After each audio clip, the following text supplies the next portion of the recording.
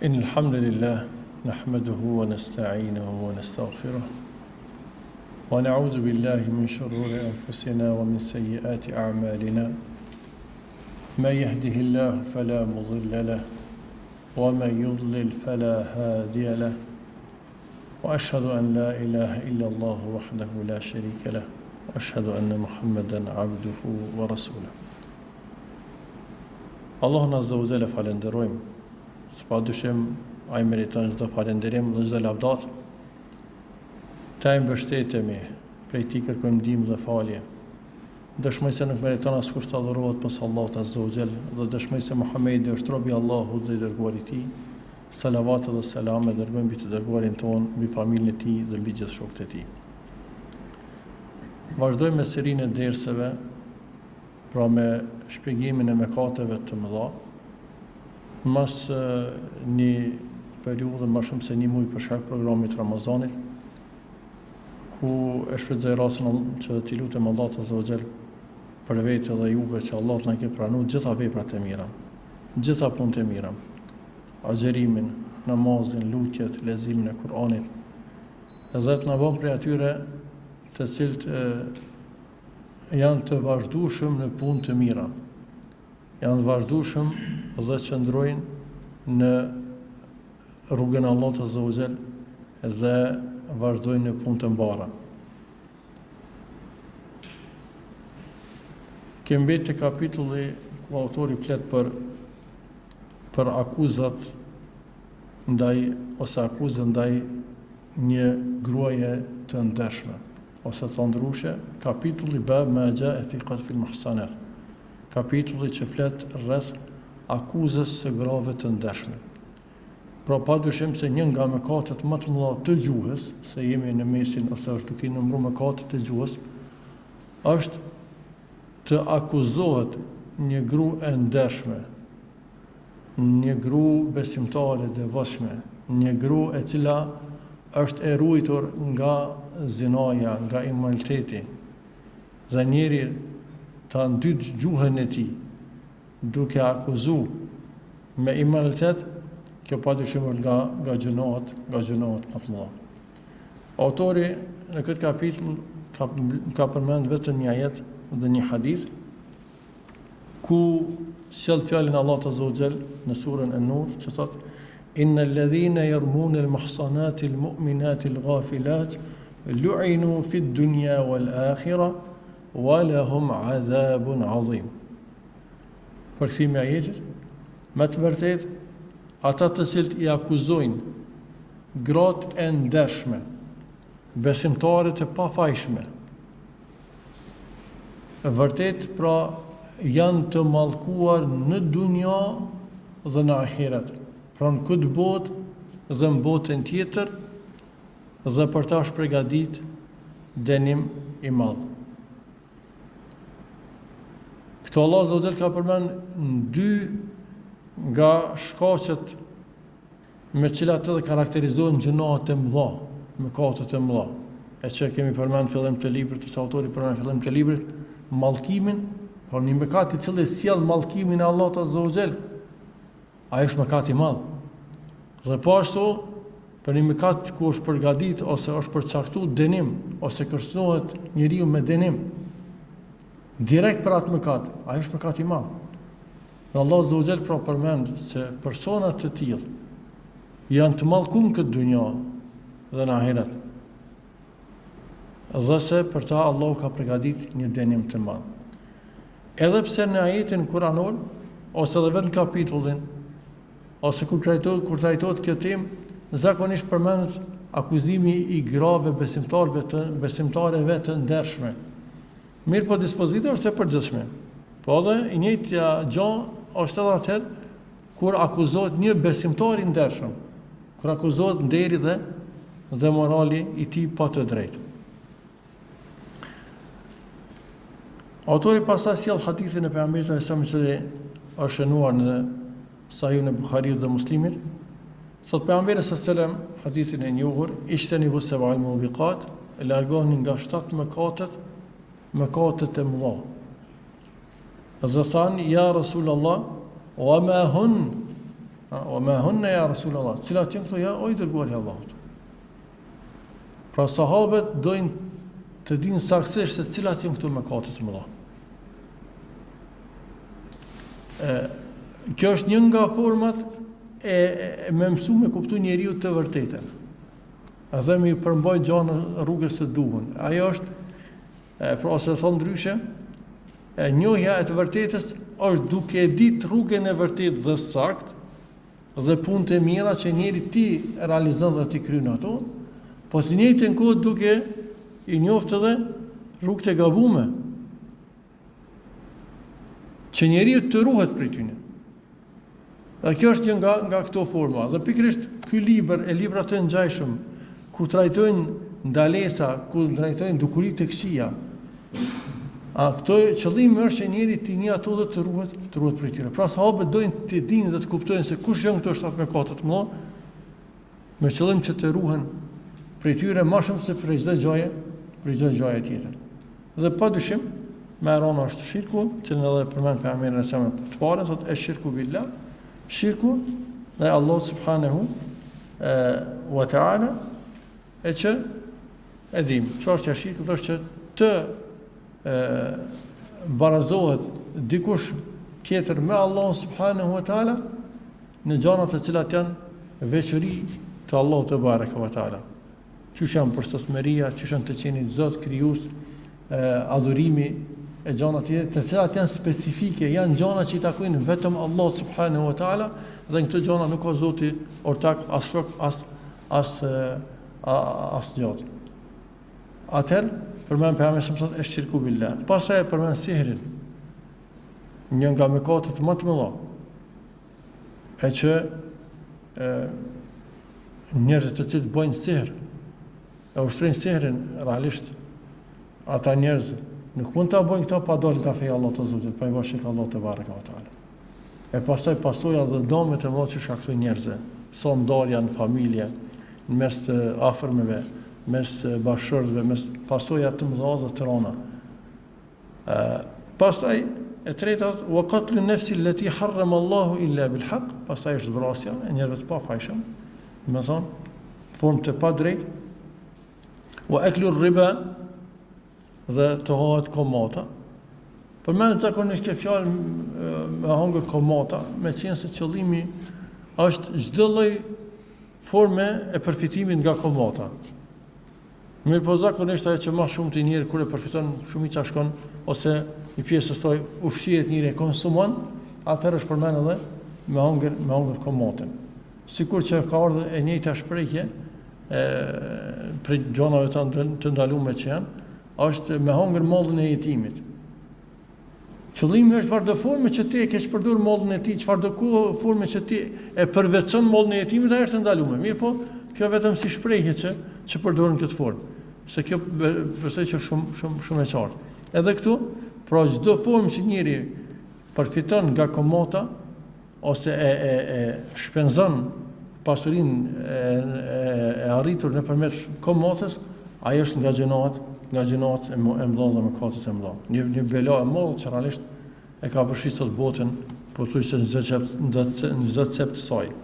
O aklu malil yatim, që tash na vjen me radhë, po me hangër mallin e jetimit, pasurinë e tij, pra shfrytëzimin ose përfitimin nga malli i tij në formë të ndaluar. O tawalli yawm az-zahf, pra me ik nga fronti nga betejë, pra është një nga mëkatet dhe gjunohat më të mëdha.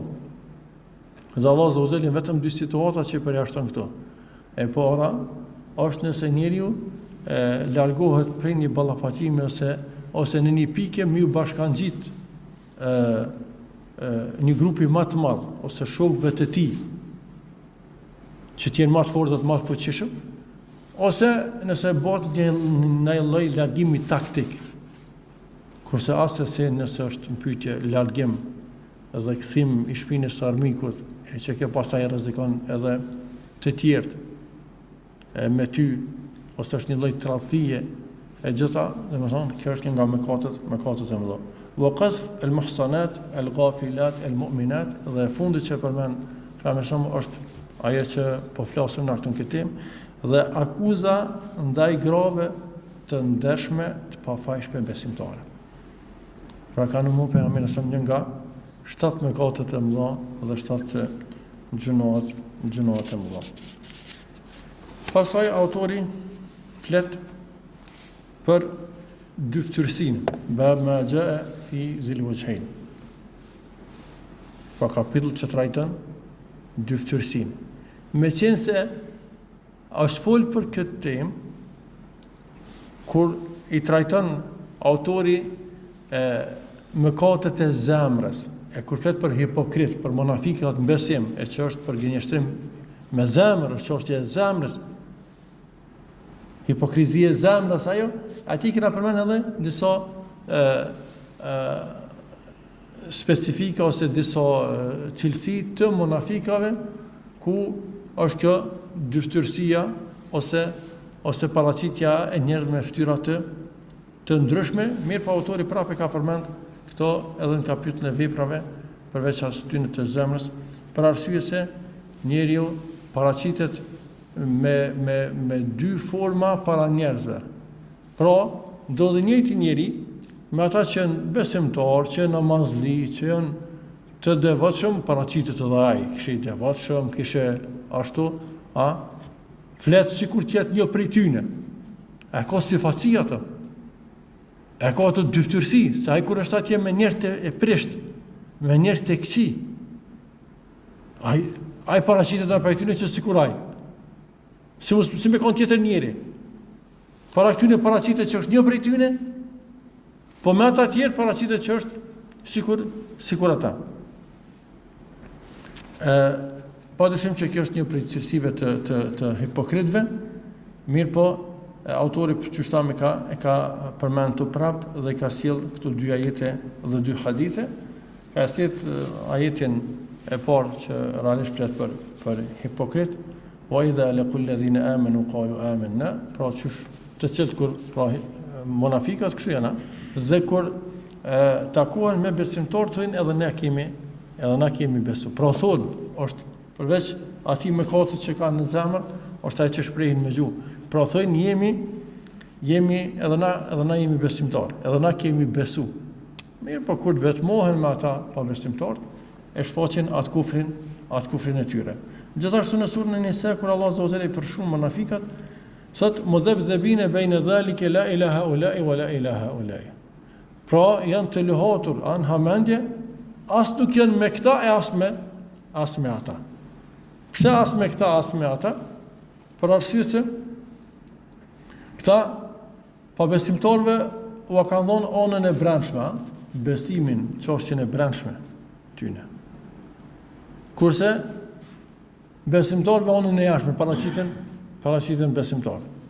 Në këtë rast, pra edhe ai i cili paraqitet para njerëzve të mirë, si i mirë, si musliman i mirë i devotshëm, dhe para njerëzve mëkatar, gjënaqar, të shfrenum paraqitet ai i tillë, pin ndoshta me ta, lun ku mor me ta, lshohet në mëkate dhe gjëno bashkë me ta, ose është edhe i tillë është. Mirë po, kjo paraqitja e tij me 2 fytyra, përveç mëkateve anë tjera, kjo bën se kjo është një lloj tradhtia. Nëse një njeri është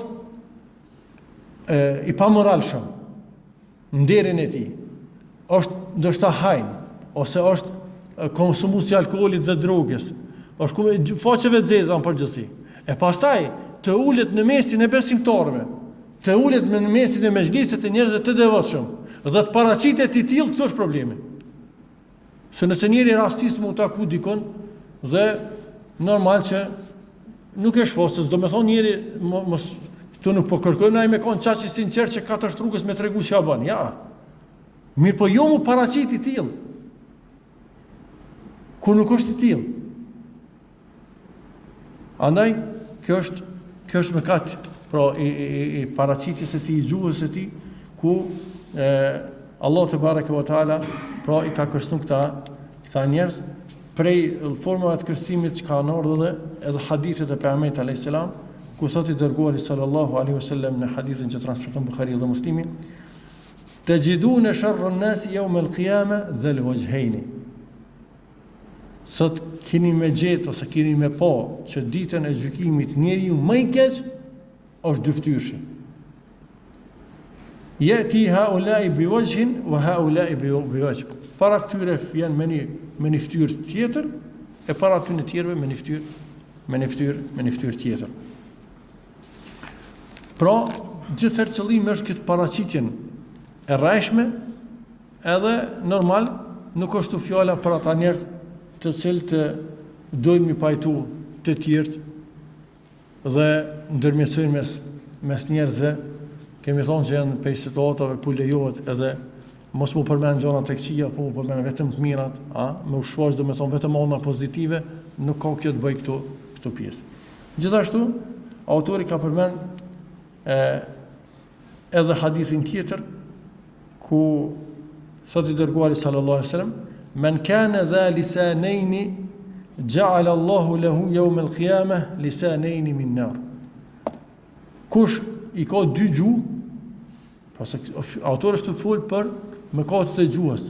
Po kush ka dy gjuhë, pra dy fytyra, vjen me një gjuhë, me një fjalor, me një gjuhë e ka me këta tjerë, një gjuhë tjetër me ata tjerë.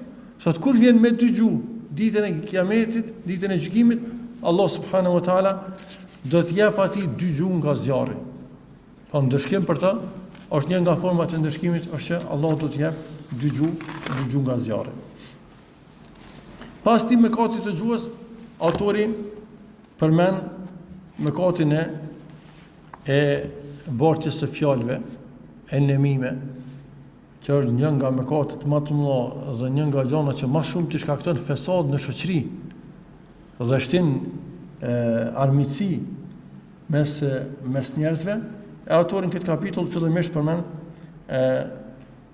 ajetin kuranor, hammazin masha'in binamim, kur Allah subhanahu wa taala i përmend cilësitë e njerëzve të këqij, dhe që pejgamberi tjetë i kujdesshëm ndaj tyre, thot është përgojuesi dhe borsi i fjalëve.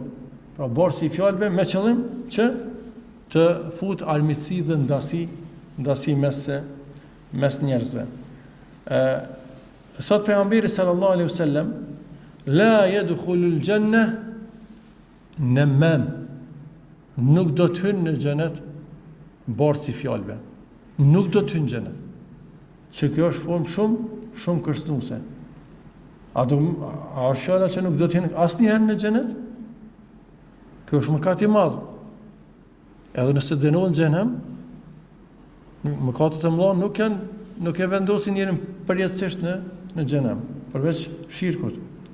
Andaj qëllimi, pra nuk do të hynë në xhenet, nuk do të hynë në xhenet fillimisht. E meriton dënimin e Allahut ky njeri. Dhe kjo nuk është e lehtë.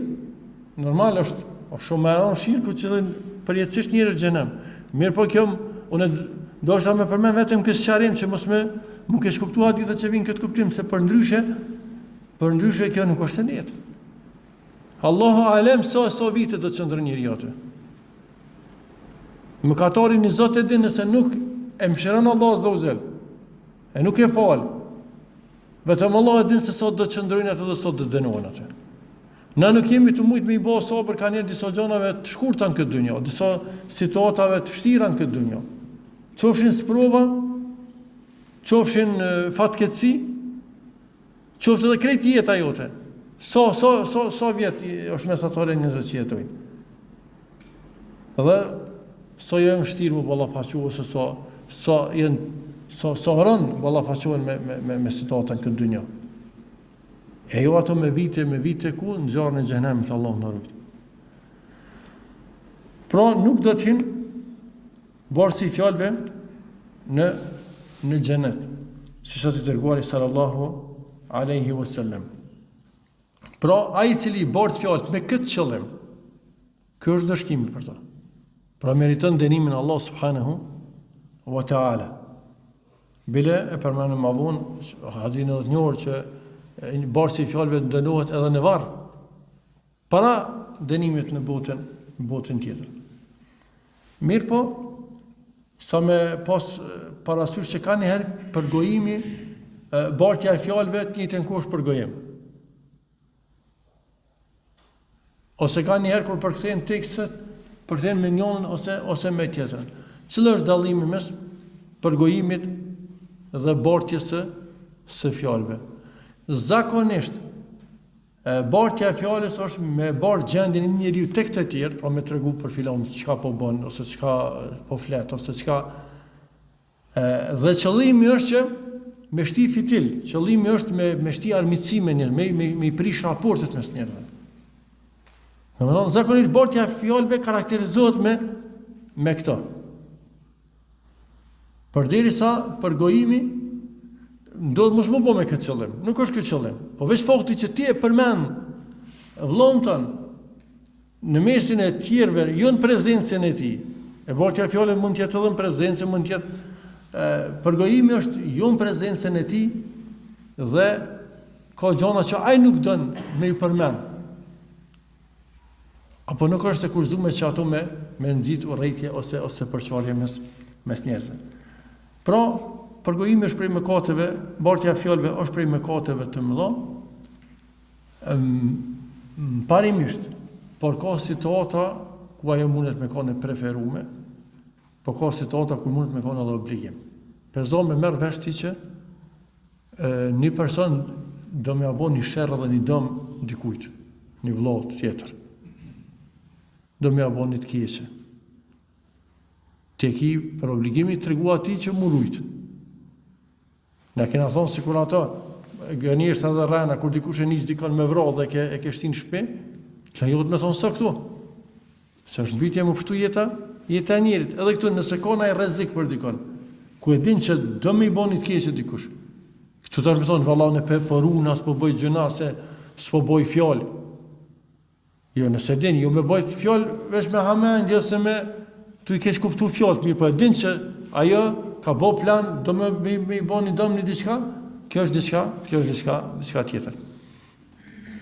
Autori në vazhdim sjell hadithin që përmenda, që aludova ta është hadithi i dy personave në varë që dënohen, pra pejgamberi alayhis salam duke kalu pranë dy varreve, e thot se këta dy persona janë duke u ndëshku. Wa ma yu'adhibani fi kabira, bala innahu kabir. Sot pra më shumë, këta dy nuk po ndëshkohen për diçka të madhe, por gjithsesi ajo është e madhe. Tash, qysh, edhe a është e madhe, tash asë është e madhe. Kur në tekste sheratike, përmenet një gjatë që është e madhe dhe nuk është e madhe, ose është e vogël, pohohet dhe mohohet, pra diçka që pohohet nuk është ajo që mohohet, pra në një aspekt është qenë, në një aspekt tjetër. Ajo këtu që mohohet në synin e njerëzve, tek njerëzit të konsideruar jo e madhe. Ama gjithsesi ajo është e madhe, gjithsesi janë mëkate të mëdha. Mirë po njerëzit nuk kanë konsideruar të tilla. Cilat janë këtu? Thot amma ahaduhuma fa kana la yastabri'u min al-bawl. Thot i pari prej tyre thot nuk është rujt prej urine. Yastabri është më pastru, nuk është pastru pas urine. Ka një transmetim la yastatir, nuk është mbulu. Po nuk e ka mbulu avretin. Me një fjalë s'është rujt, ose s'është rujt dhe kanë po të tjerë avretin e tij, ose s'është rujt dhe është stërpik tesha dhe trupi i tij. Dhe i dyti thotë wa amma al-akhar fa kana yamshi bin namima, ndërsa tjetri ka bort fjalë. Dhe dietarët e komentojnë dhe shpjegojnë lidhësmërinë mes këtyre dy personave. Thonë se dy çështje më madhore për çfarë do të jap njëri llogari botën tjetër është namazi në raport me Allahun, vepra e parë që do të pyetet njeriu, dhe në raport me njerëzit janë vrasjet. Dhe qelsi i namazit kush është? Është abdesti, është pastërtia. Dhe me këtë sjellje, me këtë mos kujdes, domethënë nuk është plotsu ky kusht. Edhe qelsi i vrasjeve është bartja e fjalëve. Zakonisht ka bartje të fjalëve, vazhdimisht zakonisht ka ju paraprin vrasjes këto gjëra. Andaj përmend dietor se kjo është edhe lidhësmëria për dënimin atyne dy persona ose për këto dy shkaqe. Dhe hadithin e fundit që përmend autori në këtë kapitull është fjala e Abdullah ibn Mas'udit radhiyallahu anhu, i cili transmeton nga i dërguari sallallahu alaihi wasallam, ku thot ala hal unabbiukum mal adhu. Thot, a doni t'ju tregoj se çka është shkatrimi? Shkatrimi thot jen namime al-qalatu bayna an-nas. Thot shkatrimi është në bortjen e fjalëve mes njerëzve. Abdullah ibn Mas'udi tregon se thot e kena konsideru ma herët që shkatrimi ose për shkaqe më shumë që shkatrojnë mes njerëzve është seri, është magjia. Mirë po thot, atëherë thot e kena kuptuar që ajo që më shumë të nxit fesot mes njerëzve është bortja e fjalëve. Dhe në shumë edhe sot, normal që padosh me mohu që domi i serit është shumë i madh. Edhe në problemet familjare, edhe në tek të afërmit. Mirë po, e di me në tjetër se çfarë domi bëjnë sa shëthomet e fjalët e njëri tjetrit ose nxitja mes polve, familjes, ka ona e vajzës, ka ona e djalit, fjalët e njerëzve. Kështu që, për mesëm thot, bojtja e fjalëve aty është shkatrimi. Dhe kapitulli i fundit për sonte është kapitulli i shpifjes ku këtë kjo është e afërt me bortjen e fjalëve, gjithashtu është lidhet me akuzën e besimtarëve të ndershme, mirë po këtu e përmend autorat këtë si kapitull se kjo është e përgjithshme. Çfarë do lloj shpifje që bëhet, ai është prej mëkateve të gjuhës, është prej mëkateve të mëdha, ku fillimisht sjell ajetin Kur'anor ku thot Allah subhanahu wa taala walladhina yu'dhuna almu'minina walmu'minati bighayri ma iktasabu faqad ihtamalu buhtanan wa ithman mubina. Thot Allah azza wa jall, ata të cilët i lëndojnë ose i fyjnë besimtarët bighayri ma iktasabu, për atë që nuk e kanë bërë ata, domethënë për diçka që ata nuk kanë faj, pra me pa drejt fyjen e akuzohen. Këta persona që bëjnë një gjatë tillë, faqad ihtamalu buhtanan wa ithman mubina. Këta njerëz janë ngarku me mëkatin e fajsisë ose janë fajsu me mëkatin e shpifjes dhe të mëkatit të qartë. Po kanë bërë mëkat të qartë, kjo është shpifje. Pra ky ajet ka në formë kërcëtuese. Po ashtu pejgamberi sallallahu alaihi wasallam çka thot? Men qala fi mu'minin ma laysa fihi askanahu Allahu radghat al-khabal.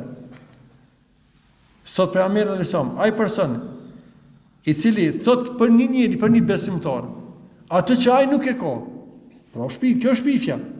Atë që nuk e ka, Allahu do ta vendos atë në langun e fllishënirës, me thonë, ose atë llumin e që fjala është për në xhehenama, hatta yakhruju mimma qal, derisa del nga ajo që ka thënë.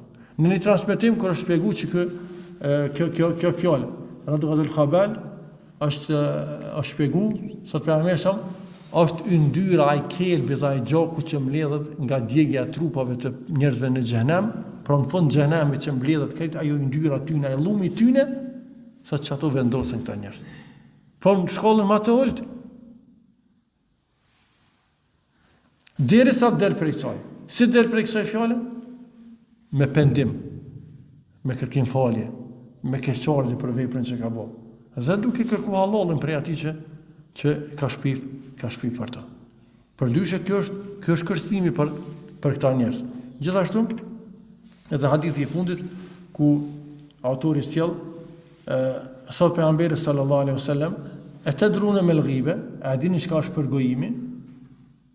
Thanë Allah dhe Rasuli dhe i dërguari sa me din mas miri.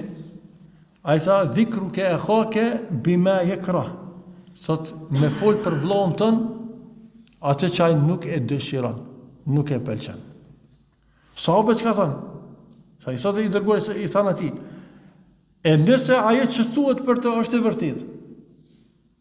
Ata që thotë i dërguari, in kana fihi ma taqul faqad iktabtahu. Nëse ti atë që po thua është e vërtetë, që një me e kaj, që kjo është gibeti, që kjo është përgojimi.